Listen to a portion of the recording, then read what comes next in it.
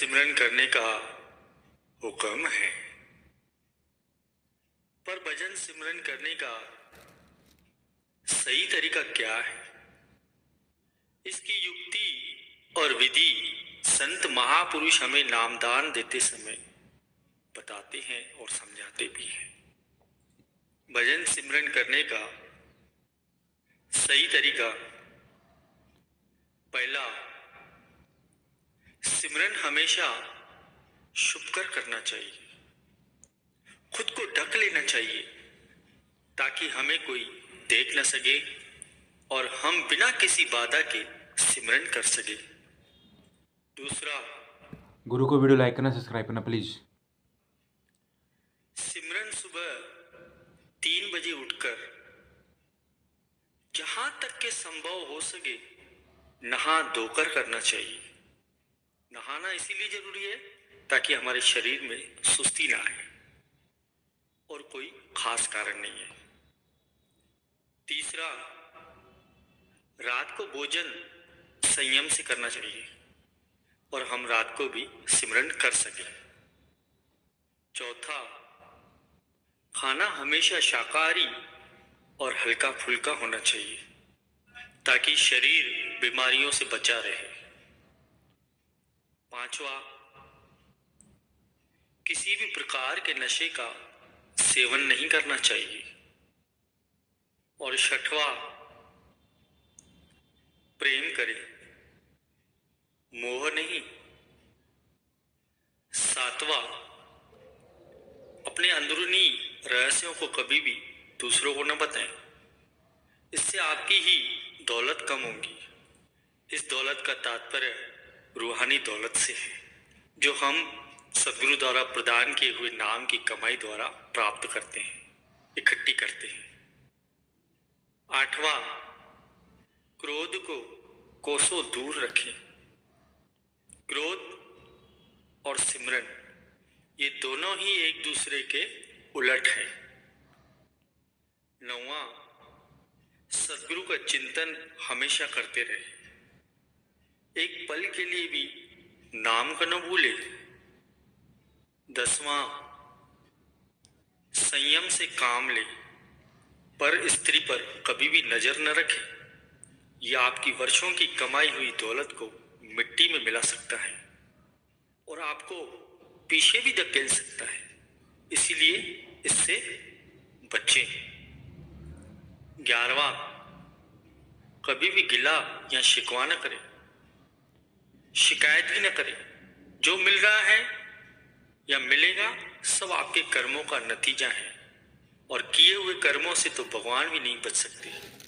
अपने विवेक से काम लें। 12वां, नियमित सत्संग सुने, सबको प्रेम करें, पर कभी भी नास्तिक के साथ बहस न करें, उनकी संगति कम करें।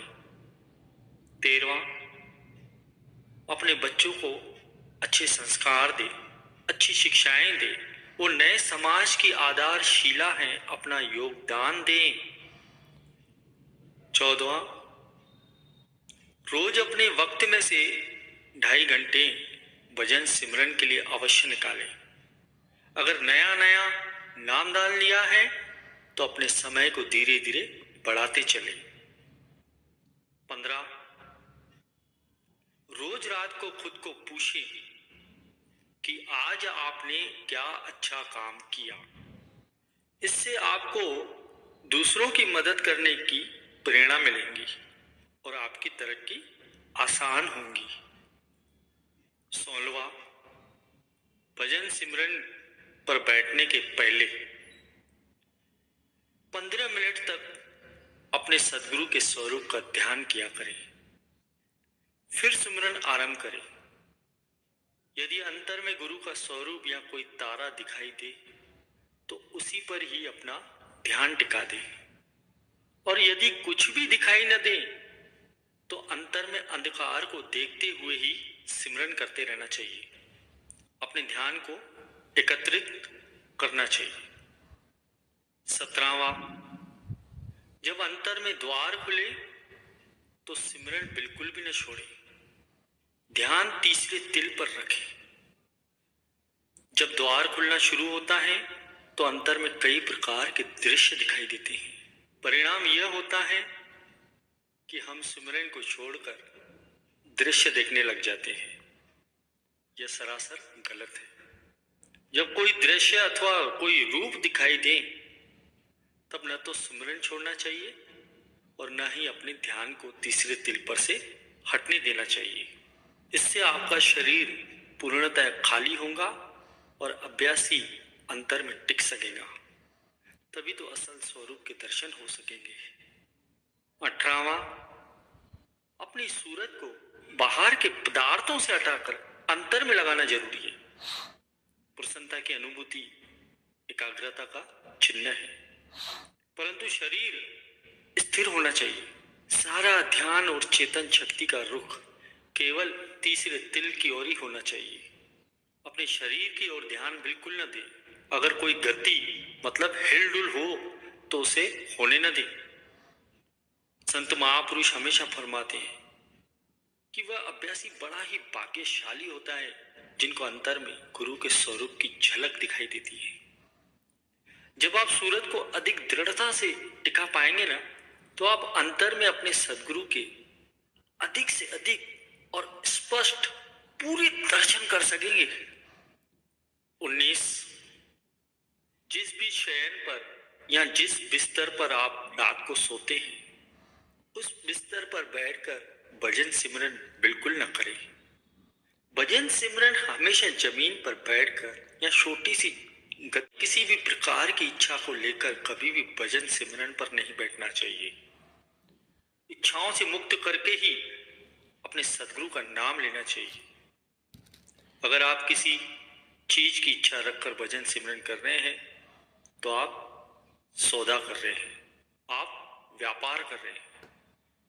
याद रखिए, आपको व्यापार नहीं करना है, आपको सदगुरु से प्रेम करना है। 21, अपनी मनमति से भजन सिमरन बिल्कुल ना करें। जैसा आपके सदगुरु ने आपको तरीका समझाया है, उसकी विधि समझाई है, वैसे ही सिमरन करें। 22, ये याद रखें, जब आप भजन सिमरन करने बैठेंगे तो आपका मन, ये जो शत्रु है, यह आपको इधर उधर भगाएगा। कुछ गलत विचार आएंगे, कुछ अच्छे विचार भी आएंगे, कुछ दुखी यादें ताजा होंगी तो कुछ अच्छी खुशी भरी यादें भी ताजा होंगी। परंतु आपको अपना मन भटकने नहीं देना है। आपको अपने मन को स्थिर करना है और उसे केवल तीसरे तिल पर ही टिकाना है। 23,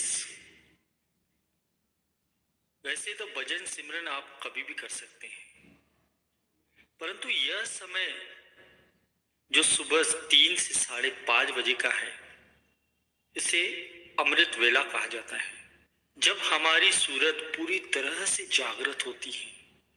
सुबह सिमरन करने का फायदा यह भी है कि आपका पूरा दिन अच्छा निकलता है और आपके अंदर एक नई ऊर्जा भरी रहती है।